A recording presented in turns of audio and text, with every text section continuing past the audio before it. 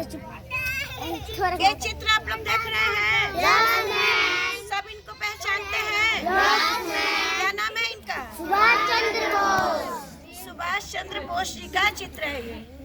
इनका उपनाम नेताजी था, इनको नेताजी भी कहा जाता था, ठीक ना। और इनका जन्म आज ही के दिन 23 जनवरी को 1897 में हुआ था। आया समझ में? कौन से सन में हुआ था? 1897 हुआ था। और इनका जन्म स्थान ओडिशा में है। ओडिशा राज्य का नाम जानते हैं ना आप लोग? ओडिशा में कटक स्थान है, कटक में इनका जन्म हुआ था, ठीक है। और इनके पिता का नाम था जानकी नाथ बोस। क्या नाम था? जानकी नाथ बोस। और माता का नाम था प्रभावती बोस, ठीक है। नाम आप लोग याद करते जाइए, अभी लिखना है आपको। और इनकी पत्नी का नाम था एमिला सेंगर, ठीक ना। और इनकी एक संतान थी, वो बेटी थी, उनका नाम था अनीता बोस, ठीक ना। हाँ। और इनकी मृत्यु हुई 18 अगस्त 1945 को, लेकिन इनकी मृत्यु जो है विवादित थी। उनकी लाश का कुछ पता नहीं चला, ठीक ना। ताइवान में उनकी मृत्यु किस जगह हुई ये किसी को पता ही नहीं चला।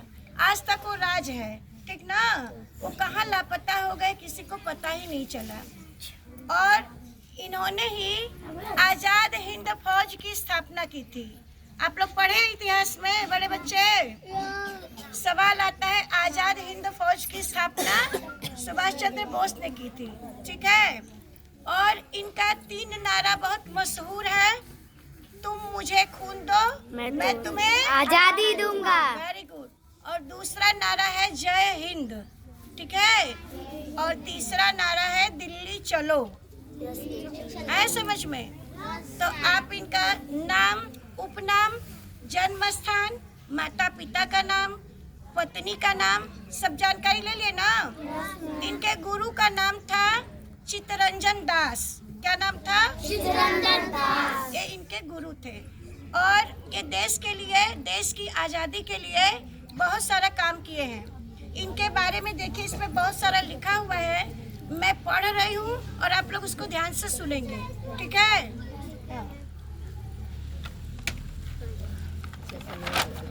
कोई शोर नहीं मचाएगा बेटा। मैं इसमें से प्रश्न भी करूंगी, इसलिए आप लोग ध्यान से सुनिएगा।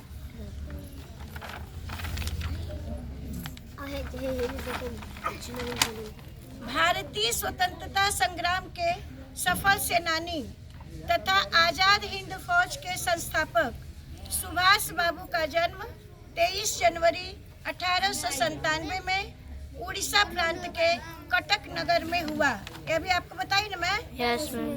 इनके पिता श्री जानकी दास सुयोग्य और प्रतिभाशाली वकील थे। सुभाष जी की आरंभिक शिक्षा कटक में हुई और उच्च शिक्षा प्राप्त करने के लिए वे कलकत्ता चले गए, जहां उन्होंने कलकत्ता विश्वविद्यालय से प्रथम श्रेणी में बीए की परीक्षा पास की।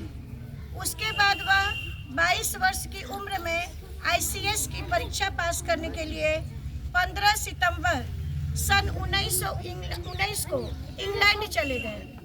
वहां जाकर वह कुशाग्र बुद्धि के कारण आईसीएस की परीक्षा में चतुर्थ स्थान प्राप्त किए।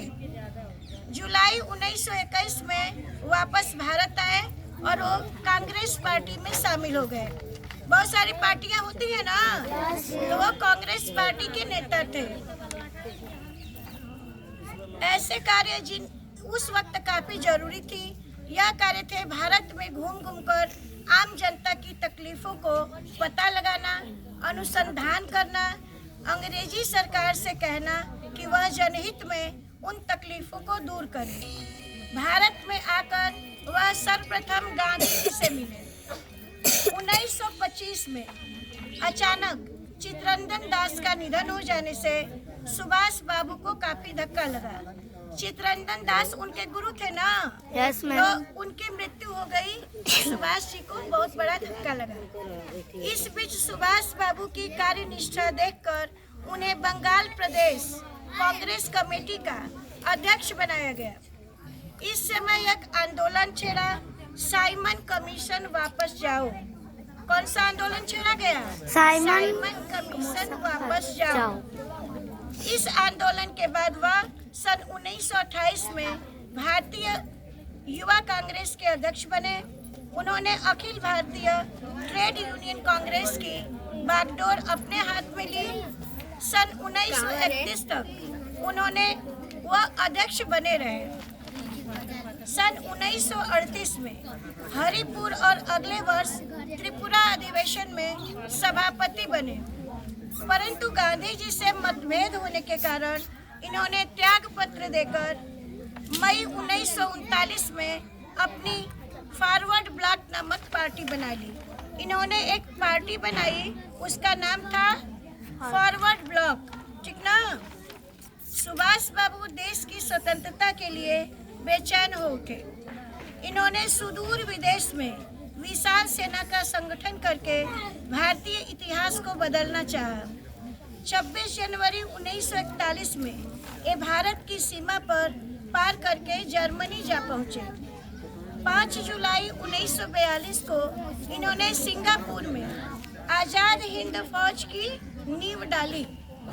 तुम मुझे खून दो, मैं तुम्हें आज़ादी दूंगा की मर्मभेदी पुकार के साथ ये आज़ादी की लड़ाई में कूद पड़े। आज़ादी या मौत का नारा लगाकर नेताजी अपने सशस्त्र सेना के साथ भारत की सीमा को पार करके कोहिमा और मणिपुर के स्थानों पर विजय का डंका बजाते हुए चले। दिल्ली चलो के राष्ट्रीय गीतों की ध्वनि से सेना का मार्च होने लगा। स्वतंत्रता संग्राम का यह अमर सेनानी अभी तक जीवित है या नहीं, आपको बताई ना। इनकी मृत्यु का कुछ पता नहीं चला, वो जिंदा भी है या नहीं। इसका दुखद अंत कैसे हुआ, ये चर्चा का विषय है। कुछ लोगों का कथन है कि 24 अगस्त 1945 को नेताजी टोक्यो रवाना हुए। टोक्यो जगह का नाम है, ठीक ना। उस विमान के रास्ते में दुर्घटनाग्रस्त हो जाने से उनकी संदिग्ध अवस्था में मृत्यु हो गई। आज सुभाष जी, जिन्हें भारतवासी नेताजी के नाम से पुकारते हैं, हमारे बीच नहीं है, किंतु उनका नाम भारत के स्वतंत्रता के अग्रणी सेनानियों में सदा अमर रहेगा। सब लोग एक साथ बोलेंगे, सुभाष चंद्र बोस अमर रहे। बोलिए कैसे बच्चों को?